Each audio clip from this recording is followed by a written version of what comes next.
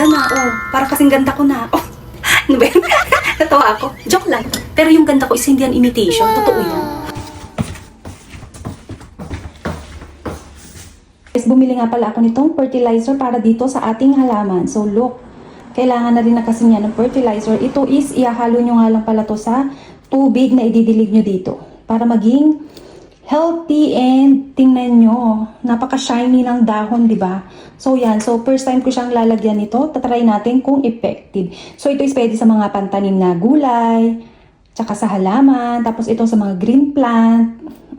So, first time kong gagamit nito. Hindi ko lang alam kung ito is okay ba o hindi. Alam nyo ba, nahirapan na natin ako dyang basa-basa and look. O, tinan nyo, di ba?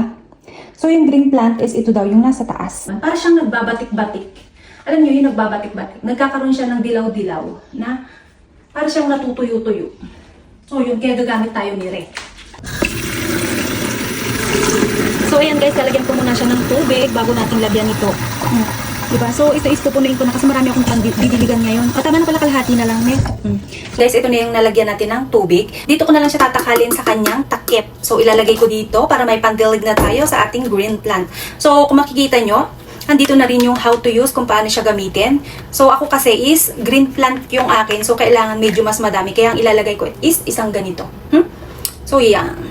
So, ito is pwede rin sa mga vegetables, sa mga gulay. Look, tingnan nyo yung kulay. So, ito is para sa mga gulay, green plant, o kaya sa mga halaman na namumulaklak. So, try nyong lagyan ng ganito yung inyo. Yung akin kasi kailangan ko ng lagyan. Kasi talagang, ay Diyos ko, alam nyo ba yung dahon-dahon niya parang nagbabatik-batik na kulay brown. So, parang nai-stress ako kapag may nakikita akong ganun. Kaya ang ginawa ko, nagpunta kagad ako sa bilihan ng ganyan. So, ang nakalimutan ko namang bilhin is lupa. Yung lupang pataba. Kailangan ko na kasi ng patapang lupa. Kasi ang dami ko na rin ng ililipat na mga halaman. Alam niyo naman ng lola nyo, napakasipag at napakahilig sa halaman. So, kahit mga hindi bumubulaklak yan, basta mga halaman. And look, tingnan nyo itong isa kong halaman din Oh. So, ito is dito sa kitchen. Siyempre, lagyan na rin natin ng pataba. Alam nyo ba, ito is bigay lang sa akin. At ito is, kukunti lang to dati. Ito is yung napakaliit lang. Oh, di ba? Ngayon, ang ganda na. Oh, para kasing ganda ko na. Oh, di ba? Natawa ako. Joke lang yun. Pero tingnan nyo, look, oh, di ba? Napaka-beautiful na. Parang ako. Oh, At saka sexy. Oh, yung halaman ko sexy din. So, inaalagaan ko talaga siyang mabuti. O, tingnan nyo, ang ganda. Tingnan nyo yung look, yung dahon. O, di ba parang imitation sa sobrang ganda. Pero yung ganda ko is hindi yan imitation. Totoo yan. So, yun lang. So, tara, tingnan na natin. Lagyan na natin yung ating halaman doon. At baka yun magka-brown-brown na. Ako na-stress ng ganun. So, tingnan nyo naman. Uy, medyo sexy na talaga ang lola nyo, Inday, no? Ay, talaga. So, tara na. Let's go. So, ayan guys. At ito na yung ating didiligan.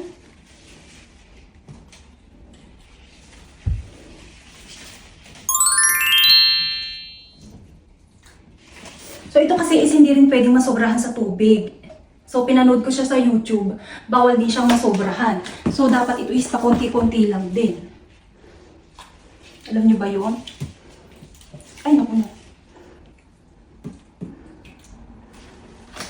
Kaya dapat, balance din natin yung pagdidilig. This is my snake plant. O, diba? Napaka-beautiful. Ito naman kasi, kahit hindi nyo masyadong diligan araw-araw, hirapan ng lola nyo. At dito naman tayo sa loob. So, ayan guys, at ito naman ang ating didiligan. Itong nanay nila, yung kanina kasi, yung isyong maliit pa. So, ayan, diligan natin para, ito daw kasi is bumubulaklak. Nakita ko rin to sa internet sa YouTube, bumubulaklak pala siya. Kaya dapat alagaan nating maigihan Wow, konti lang din. At ito yung kanyang isa pang anak. Meron pa dito yung isa nasa bahay, nasa taas. Kaya lang ako tinatamad ng pumunta sa taas. So, ayan. For now, ayan lang muna. Tapos nang magdilig ang lola nyo. So, ayan tayo ay magpapahinga na. Ako'y naglaba na, nagdilig. So, hindi ako naglinis ng bahay kasi ako'y tinatamad. So, today is Saturday. So, bukas na lang yung ating linis, Sunday. So, yun is conforme. Kung ako'y sisipagin bukas. Pag hindi, na tayo maglinis,